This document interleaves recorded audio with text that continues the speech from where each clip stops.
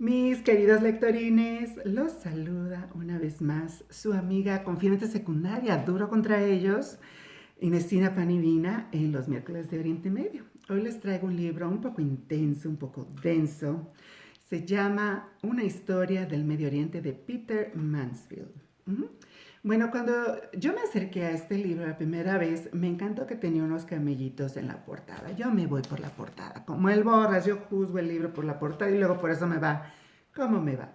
Espero que ustedes tomen decisiones más inteligentes que yo, pero ¿qué les puedo decir? Hay portadas muy bonitas y yo soy una persona muy visual.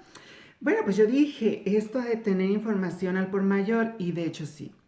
Miren, el libro no me decepcionó en cuestión de información. De hecho, trae tanta información que parece un libro de texto. Uh-huh. Yo me voy más por los libros que tienen un personaje principal y me dejan conocer a través de este personaje la historia de un país o de un periodo en el tiempo. ¿Qué es lo que yo encontré en este libro? Una historia del Medio Oriente de Peter Mansfield. Bueno, me encuentro con que quiere resumir toda la historia de Oriente Medio. Toda. Entonces es un poco denso. Lo podemos usar más bien como libro de referencia.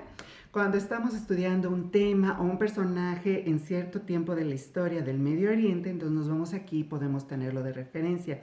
Es más bien como una enciclopedia del Medio Oriente este libro, ¿no? Un poquito pesado para mí, no estoy acostumbrada a libros tan pesados, tan cargados de información, sobre todo que no me dan un personaje de referencia para poder de ahí como que irme para aquí, para allá, ¿no? Yo siempre necesito un punto de referencia.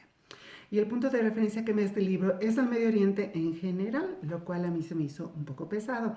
Habrá personas algunos de ustedes que les gusten los libros tan cargados de información que de hecho se les hace como un reto, ¿no? Y entonces por eso lo vamos a hablar el día de hoy, porque a muchos de ustedes les encantará. Es un libro lleno de información, nos empieza a hablar desde las invasiones griegas. Empezamos con las invasiones griegas. Va a hablar más tarde cómo se crean los imperios helenos, ¿no? Cuando Alejandro el Grande, el Magno, perdón, se muere y su imperio se desmorona, se empieza a dividir en cuatro. ¿Cómo llega a haber faraones griegos en Egipto? Uh-huh. Bueno, si ustedes quieren una película de referencia, vean Cleopatra, ¿verdad? Hay muchas películas de Cleopatra. Entonces, ¿por qué? ¿Por qué hubo helenos? ¿Por qué había griegos en Grecia? No solo, perdón, en Egipto, no solo en Egipto. Recuerden que una de las esposas de Alejandro Magno era una kurda de Afganistán. Sí, una de sus esposas. Cuando estaba en sus campañas para lograr anexar todos estos reinos a su imperio, se casó con una afgana también, ¿verdad? Llegó hasta la India. Bueno, entonces empieza con esto. Luego es que nos sigue con tantas invasiones, la invasión de los romanos, ¿no? Tenemos muchas ciudades romanas. Antes de que pasemos a los romanos, recordemos que los romanos, sí, ya estamos en los romanos, cuando toman los imperios de los griegos y los vuelven imperios o reinos súbditos de Roma, obligan a la hija de Cleopatra, recuerden que se suicidó, y bueno, sus hijos se los llevan los romanos como parte de ellos, ¿no? Entonces, ¿qué pasa? Con la hija de Cleopatra la casan con Yuba II, que en ese entonces era el rey de la Mauritania Central, que comprendía Mali, Mauritania, Marruecos, Algeria, Túnez y parte de Libia. Todo este reino, para que se volviera un reino súbdito del Imperio Romano. Después de todo este Imperio Romano que nos pasa dato por dato, nos vamos a las épocas de oro de Arabia Saudita o de los imperios árabes, ¿no? Era muy difícil definir Arabia Saudita porque en ese entonces no existía la delimitación como la conocemos ahora, pero existían los nabateos. Los nabateos tenían ciudades, reinos en la parte de la península arábica y en Jordania. ¿Cuáles fueron las tres épocas de oro de estos árabes? Bueno, pues la primera fue el incienso fránico con el Imperio Romano. Los romanos tenían muchos dioses, tenían demasiados templos y siempre tenían que tener incienso franco para poder iluminar y perfumar todos estos templos. ¿Quién producía y exportaba el incienso franco? Los nabateos, ¿no? Tenemos la ciudad de Petra, que en este periodo se hace enorme. Ellos empiezan a desarrollar mucho la escultura que iba de la mano con la arquitectura. ¿Cómo dicen cómo? O sea, unos son arquitectos, otros escultores, un artista, un ingeniero civil, ¿cómo se van a hallar bien? Bueno, pues sí, las ciudades de los nabateos fueron esculpidas en piedra, no fueron construidas, no usaban bloques. Encontraban una masa de piedra y la empezaban a esculpir y esculpían la casa dentro de esta. Entonces fue una forma única de construcción que más bien fue escultura, ¿no? Este incienso franco, ¿cuándo se acaba esta primera época de oro de los árabes? Bueno, cuando los romanos en el siglo III se vuelven monoteístas. ¿Y quién fue el que inició todo esto? Bueno, fue Constantino III, el que para unificar el reino romano dice, vamos a tener una religión de Estado que va a ser el cristianismo. Y esto lo hizo desde dónde creen? Pues desde Bizancio, ¿no? Desde Constantinopla, Estambul, en ese entonces que se vuelve la capital del reino otomano. Muy bien, entonces empiezan las invasiones del reino otomano. ¿Pero qué pasó antes de esto? Hubo una segunda época de oro de los árabes. Los árabes, cuando nace Mohammed y se crea el Islam, ellos lo empiezan a distribuir por todo el mundo. Pero ellos no van solo con el Islam. Recuerden que esta era la segunda época de oro de los árabes. Empiezan a añadir reinos a su imperio musulmán. Empiezan a desarrollar las artes y las ciencias. Recordemos, quien hizo la primera cámara oscura fue un árabe. ¿Quién descubrió el diámetro de la Tierra? El primero fue un árabe. ¿Quién descubrió qué distancia había entre el Sol y la Tierra? Fue un árabe. ¿Ustedes creen que fueron europeos en la Edad Media? No lo fueron. Los europeos descubrieron estos escritos que estaban de los árabes traducidos al griego y ellos se los apropiaron para seguir analizando estas teorías. De ahí que Galileo Galilei saca su teoría de que la Tierra se mueve. No es tan original como creemos, ya había un árabe que lo había propuesto y él se encuentra estos libros. Eso es en serio. Chequen la historia de los científicos árabes, van a ver, no solo ya estaban desarrollando el álgebra, la astronomía, habían desarrollado ya poesía, literatura, tenían escritos ya de historia, pasan su tradición oral a escrita y es por esto que logran la universidad más antigua del mundo que existe hoy en día, que se llama Al-Qarawiyyin. Se encuentra en la ciudad de Fez y fue fundada por dos hermanas tunecinas que son expulsadas de España cuando a este se le conocía como el reino al-Andalus.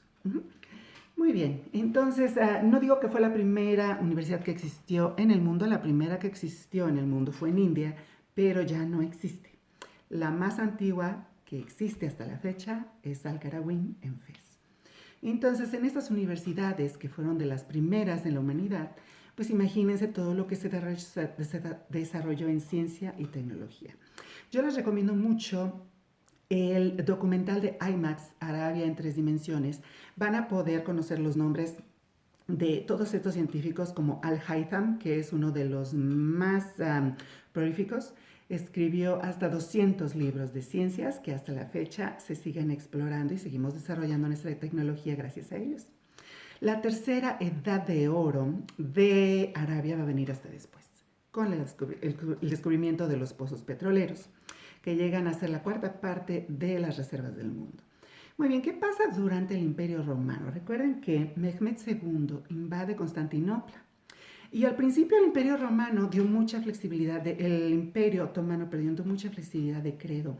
Recuerden que Mehmed II, al ver a Hagia Sofía, ¿no? la sabia Sofía, o Santa Sofía en Estambul, dijo que era tan bella esa catedral que no la podían restituir.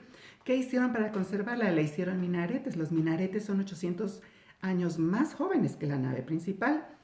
Los pinturas que había en los domos las dejaron y las cubrieron con manta. Dijeron que no lo pueden destruir, que era realmente hermoso, ¿no? Unas son pinturas, otras están hechas con mosaico. Entonces, imagínense destruir esto. Mehmed II no lo podía concebir. Estos otomanos empiezan a adueñarse de todo lo que los árabes habían logrado conquistar. Entonces su idea sí era dominar el mundo, eran como Pinky y Cerebro, ¿verdad? Eso es lo que se levantaban cada día diciendo, hoy vamos a dominar al mundo. Empieza a haber muchos pleitos entre los europeos y los turcos, porque los turcos tenían esta dominación bien exacerbada. Llegan a dominar hasta Argelia, el único que se salvó de esta dominación fue Marruecos, yo creo que les quedó muy lejos. Hubo partes de Europa dominadas por los turcos, partes de Asia, obviamente partes de África, y bueno, empiezan a ser muchos reinos súbditos del Imperio Otomano, lo cual los europeos no vieron muy bien, empiezan a hacer cruzadas para que el catolicismo llegue más hacia Asia empezar a quitar un poco de poder del Imperio Otomano. No pudieron, el Imperio Otomano duró muchos siglos, pero al final lo terminan derrocando. Los otros países ayudaron a que esto pasara a los europeos porque pues ya no podían con el yugo otomano, ¿no?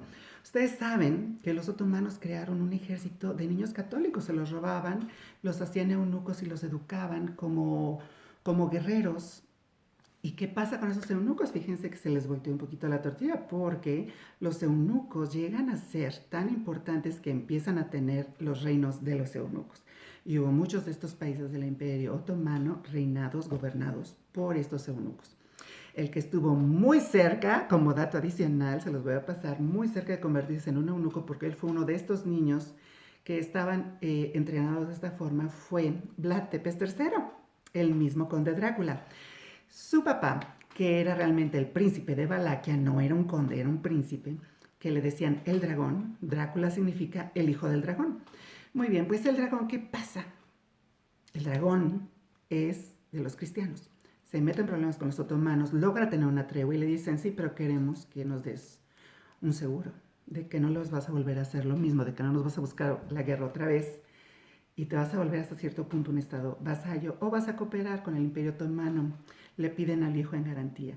Es por eso que todas las formas de tortura que conocemos del conde Drácula o de Vlad Tepes III, príncipe de Valaquia, las aprendió con los turcos, porque ahí es donde creció, se lo llevaron de niño, lo regresaron ya de adulto para que tomara su trono.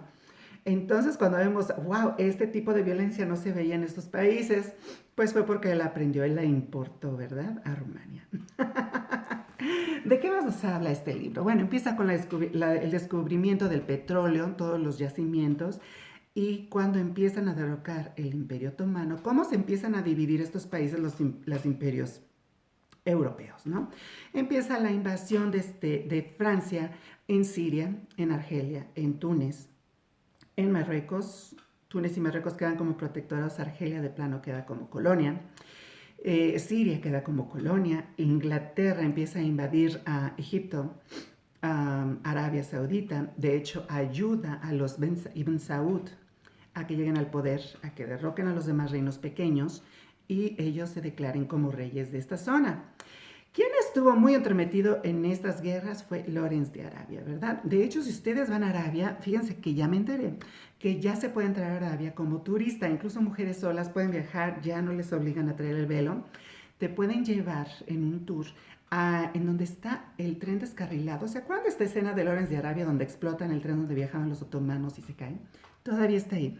Puedes ir a estas dunas, a esta vía, el tren está totalmente destruido, está caído de lado y lo puedes ver con tus propios ojos. Esta parte de la historia sigue ahí, sigue presente.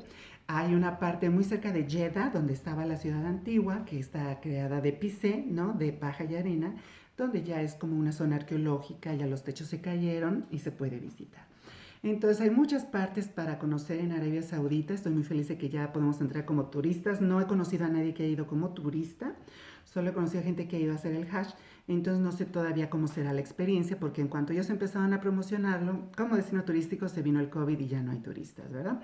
Ahorita que es temporada de Ramadán, lo que ellos están haciendo, solo están haciendo el Ramadán y van a la Meca, solo los residentes de Arabia Saudita. Ahorita no están recibiendo aviones con gente que vaya a hacer el Hajj, ¿no?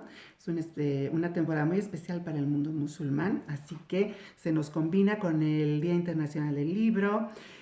Bueno, hay muchas cosas que están sucediendo últimamente y qué más para poder celebrar todo esto que está pasando, que este libro que nos habla, una historia de Medio Oriente, de principio a fin. Ya nos empieza a hablar cómo se empiezan a liberar cada país del yugo ahora europeo. Bueno, es una historia de invasiones que no tienen idea. No les voy a seguir diciendo porque realmente no vamos a acabar, es una historia interminable que se sigue construyendo. Sin embargo, les recomiendo mucho este libro, Una historia del Medio Oriente, para que lo tengan como libro de referencia. Y recuerden, si les gustan los libros densos, esto es para ustedes. Nos vemos el próximo miércoles de Oriente Medio.